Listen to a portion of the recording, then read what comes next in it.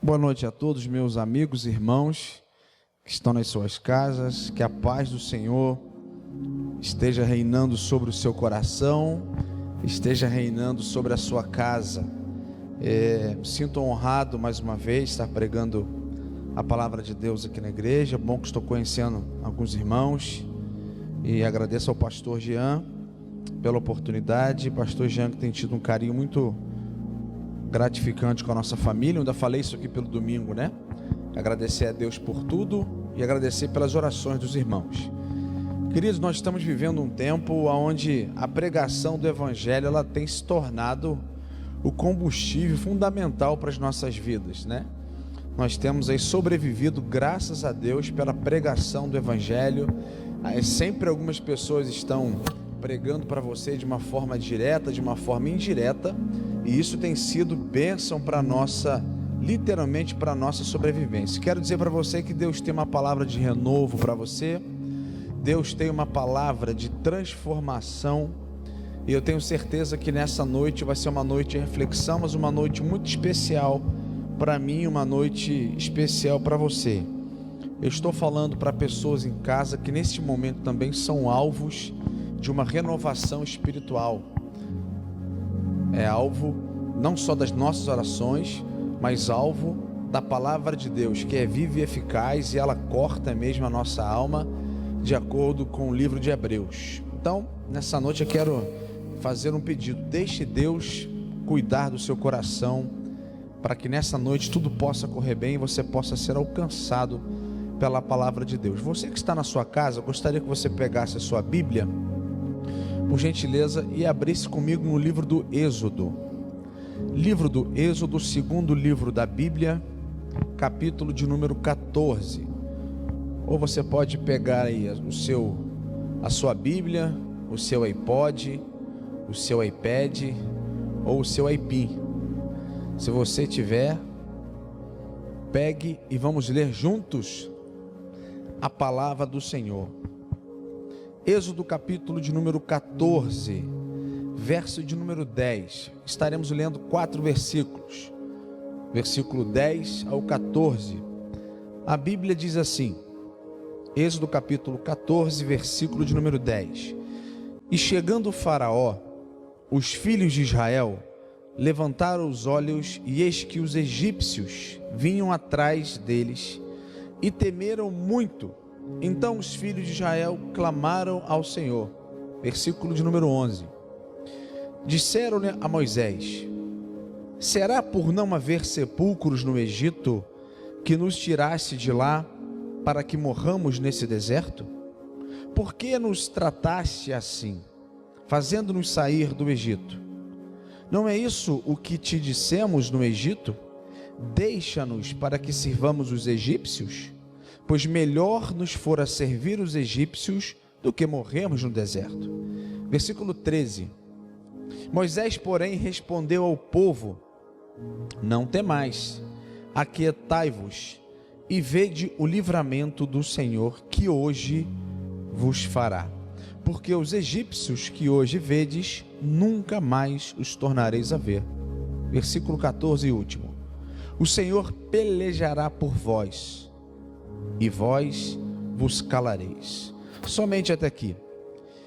Meus irmãos, eu quero meditar um tema nessa noite, dessa reflexão, dessa live. Um tema o seguinte: a velocidade do pânico e a velocidade do medo. A velocidade do pânico e a velocidade do medo. Na vida, meus queridos, todos nós passamos por dificuldades.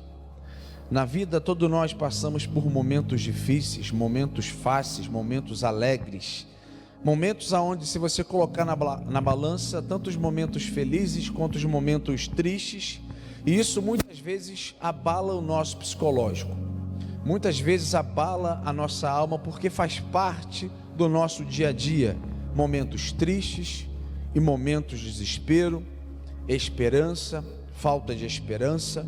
O ser humano, ele está preparado para viver momentos de conquista.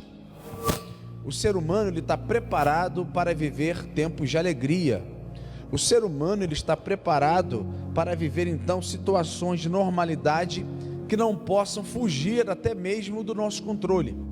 Por quê? Se nós estamos bem, ok, estamos vivendo bem. Agora, se alguma coisa sair dos trilhos, o medo bate na nossa porta. Se um telefone tocar, se você receber alguma notícia, alguma coisa pode mudar da noite para o dia. Eu quero falar para você hoje que todos nós somos alvos desse medo, todos nós somos alvos até mesmo dessa falta de esperança. Mas eu estou aqui para te dizer nessa noite que há uma promessa em meio a essa tribulação. Eu quero meditar um pouco nesse livro, o que esse texto tem a ver com esse tema tão oportuno para nós.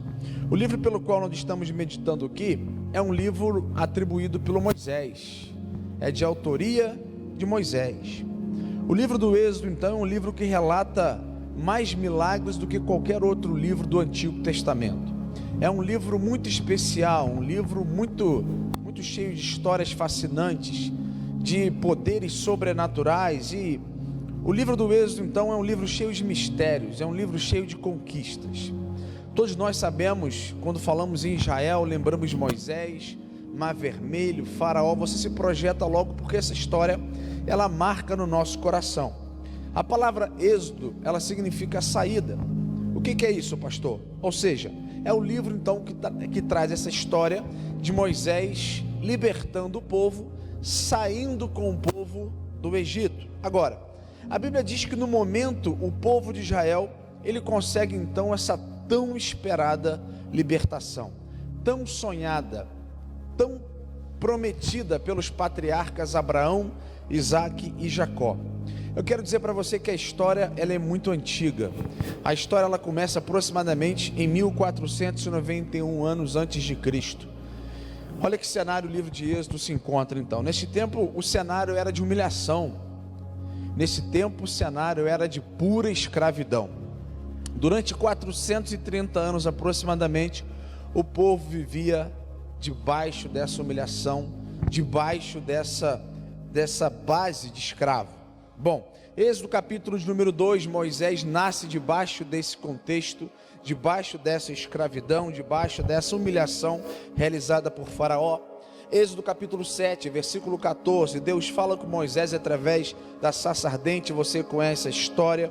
Moisés então sai de Midian e vai atender a promessa que Deus tinha colocado em seu coração, e a sarça fumegava, e era um recado direto para Moisés sair da onde ele estava para ir até Faraó. Pois bem, Moisés então recebe esse recado, ele vai até Faraó, o grande monarca do Egito, essa época, e muito interessante porque o objetivo de Moisés era a única frase: Faraó, deixe o meu povo ir.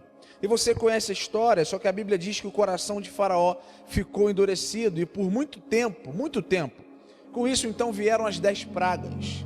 E para nós finalizarmos aqui esse começo da história, a última praga, a morte dos primogênitos, e Faraó então resolve literalmente deixar o povo de Israel ir.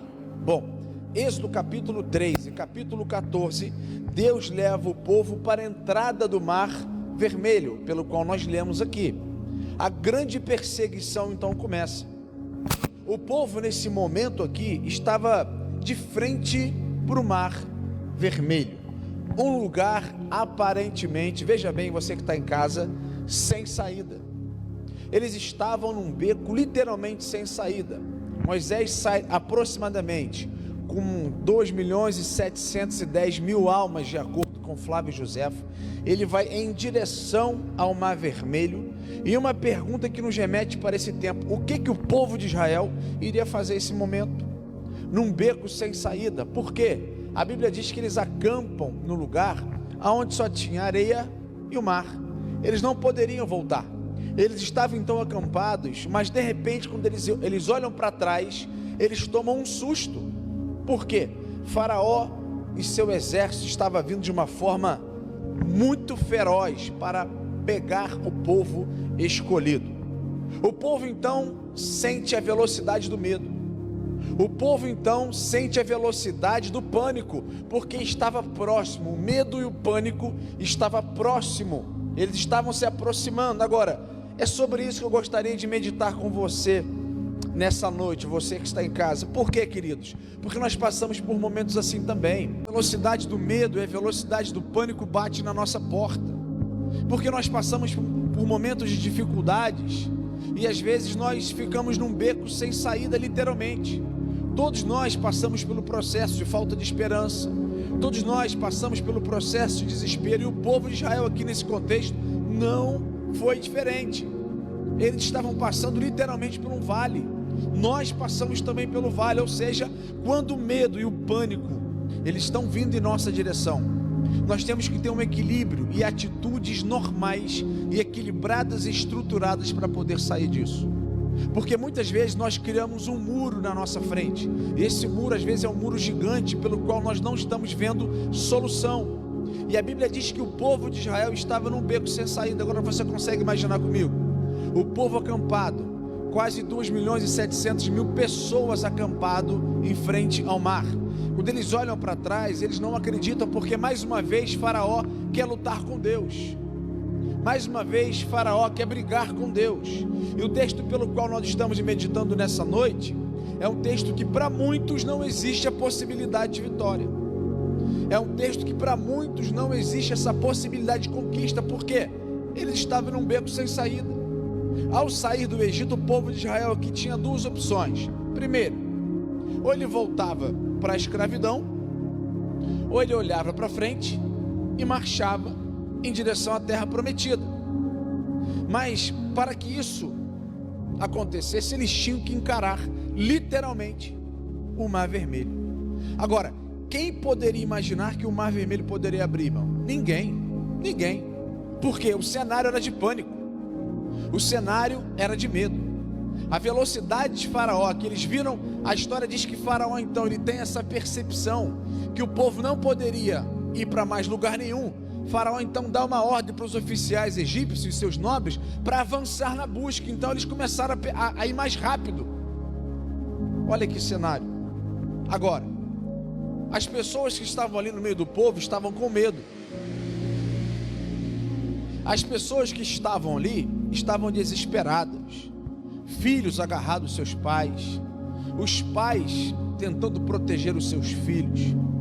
Muitas pessoas tropeçavam porque para onde vai correr? Atrás está vindo Faraó de uma forma agressiva. E sabe o que eu entendo aqui nesse começo, meus irmãos? É quando a velocidade do medo, a velocidade do pânico nos alcança.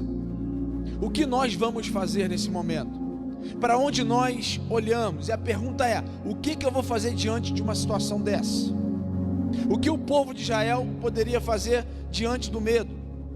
E baseado nessa introdução, gostaria de tirar algumas lições sobre esse texto. Primeiro, Israel estava em um beco sem saída, conforme eu citei.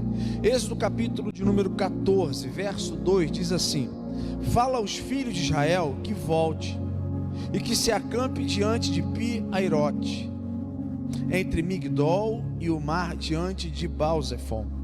Em frente dele assentareis o campo junto ao mar. Olha que interessante. Pi-Airote aqui foi o lugar exatamente onde o povo de Israel acampou antes de atravessar. O interessante é que o povo chega e se assenta. Por quê? Estavam cansados. A Bíblia diz então que Faraó estava indo com seu exército. E preste bem atenção, eram exércitos. Eram 600 carros aproximadamente com seus oficiais egípcios. Os caras em cima com uma velocidade, com sangue no olho, querendo pegar Moisés. Por quê? Eles foram praticamente humilhados no lugar que eles poderiam viver, principalmente no contexto idólatra pelo qual eles viviam. 600 carros e seus capitães sobre eles. Então os seus cavaleiros começam a perseguir de uma forma brutal o povo. Agora, Israel não tinha saída. Atrás do povo, Faraó. Na frente do povo, o mar.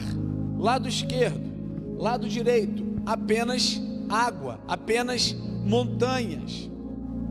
O que eu entendo aqui é que eles olharam para frente, olharam para trás, olharam para os flancos, olharam para os lados, mas esqueceram de olhar para cima, da onde poderia vir ajuda. E às vezes nós ficamos presos num beco sem saída, aonde nós podemos olhar para todos os lados, menos para cima. Hebreus capítulo de número 12, verso de número 2 diz assim: olhando para Jesus, autor e consumador da nossa fé, o qual pelo gozo que lhe estava proposto, suportou a cruz, desprezando a afronta, e assentou-se à destra do trono de Deus. O beco sem saída é um lugar que o próprio Deus te leva. O beco sem saída é o lugar aonde Deus te prova. O beco sem saída é um lugar estreito. O beco sem saída, ele nos promove em uma intimidade.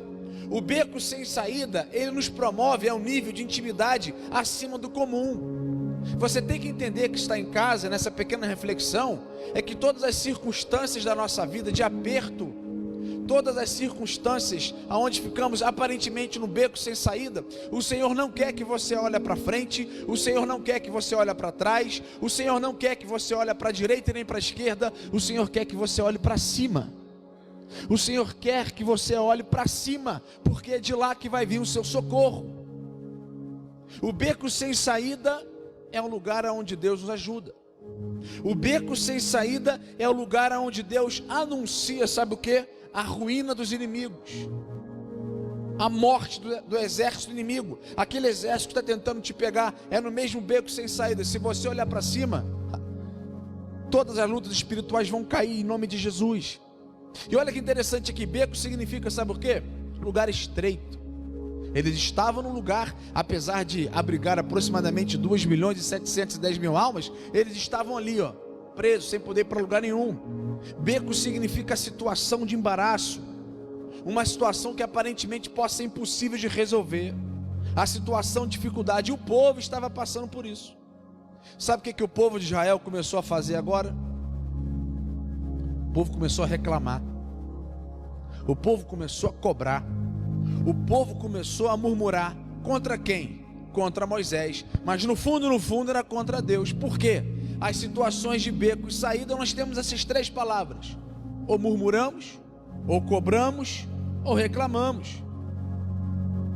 Porque nós não sabemos o processo da luta, não sabemos a intensidade da luta. Quando ela se incuba, acontece algo no nosso coração, que olhamos para tudo quanto é lado, mas esquecemos de olhar para cima, da onde vem o nosso socorro. E uma coisa nesse texto aqui é uma pura verdade: quando nós reclamamos, cobramos, murmuramos, nós não conseguimos olhar para o alto, nós não conseguimos ver solução para os nossos problemas. Em segundo lugar, Israel estava de frente para o seu desafio. Qual o desafio, pastor? O Mar Vermelho. Êxodo capítulo 14, verso 10, nós lemos aqui, ó: e aproximou o faraó.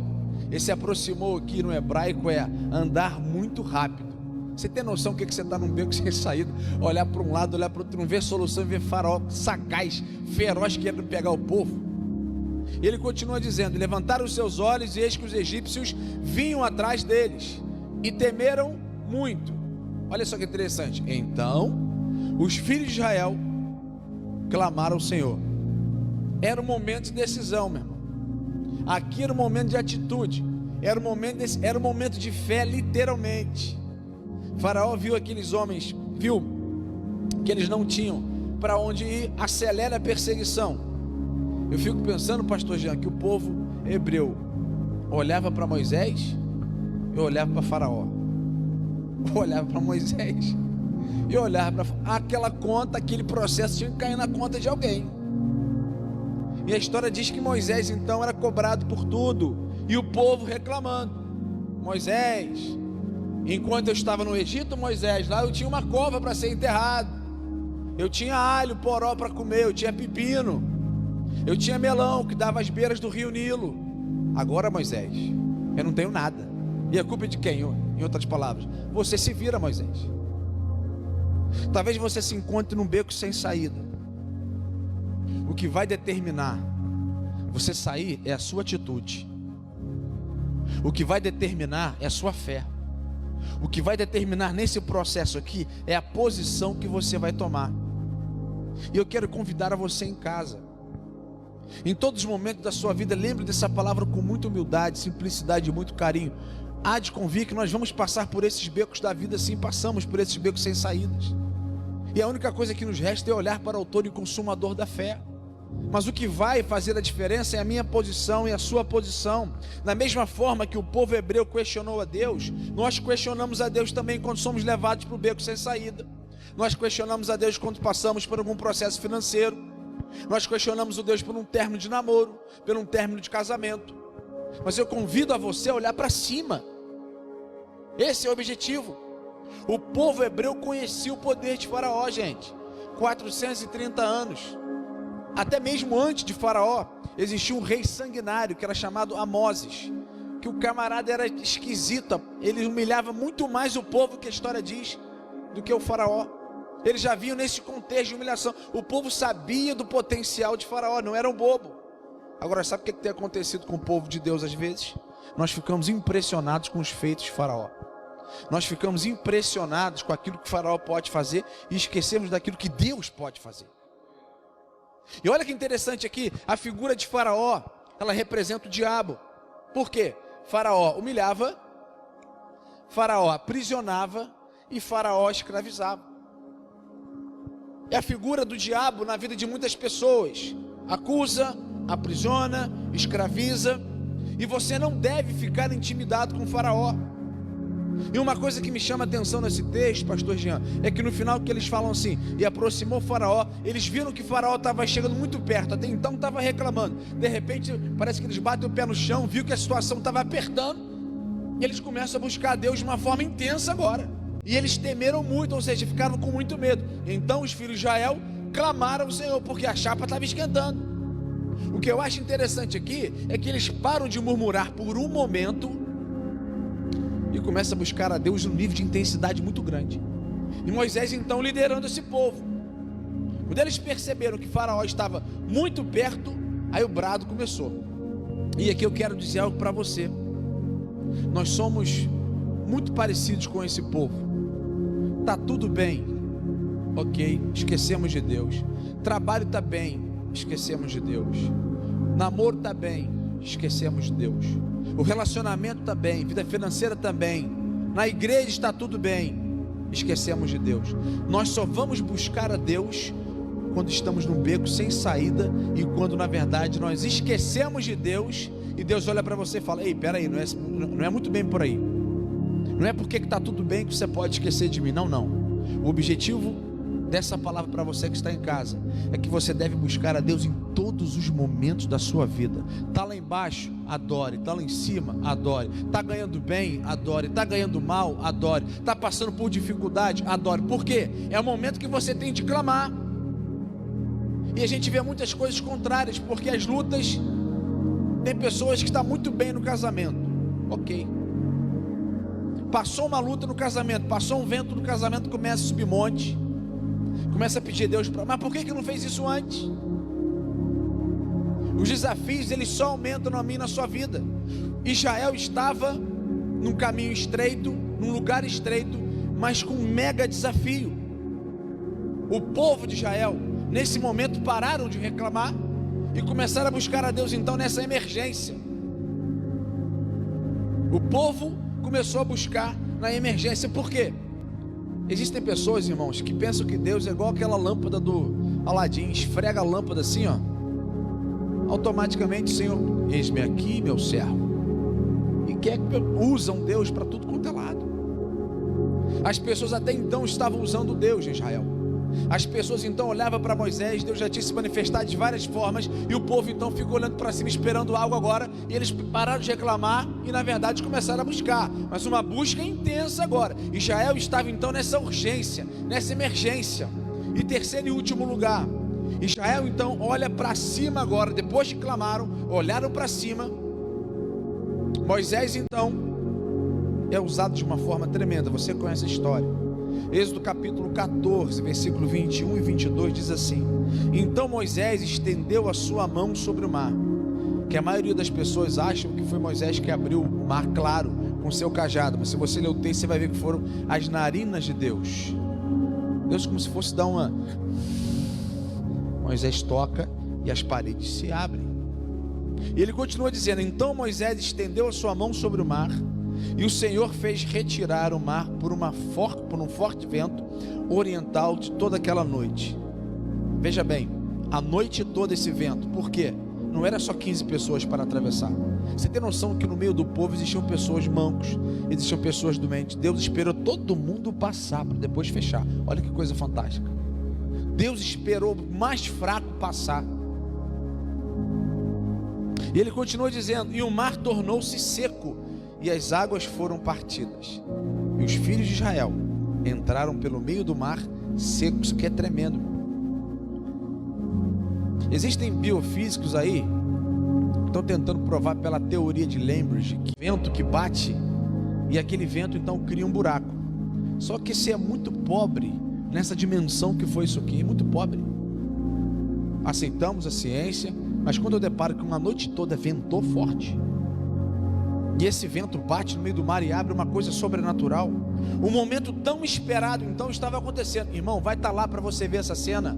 As pessoas que estavam se agarrando agora pararam de se agarrar, pais e filhos, porque eles viram o poder de Deus sobrenatural.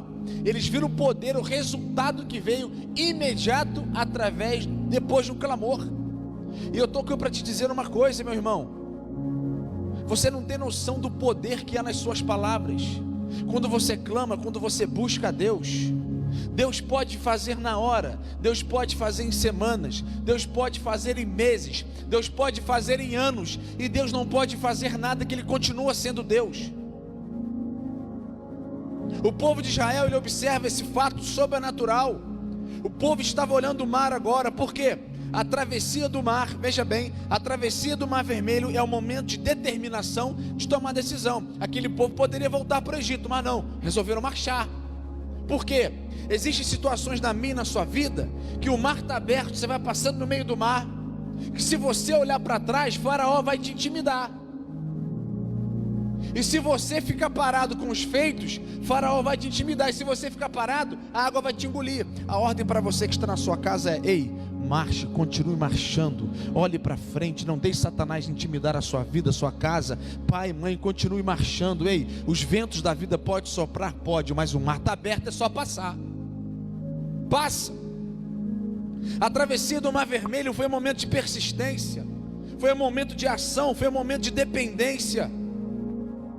Talvez você está encarando agora, nesse exato momento, algo grande, eu não sei. As pessoas que estão aqui trabalhando na equipe de apoio também não sabem, mas o Senhor sabe o desafio que você pode enfrentar.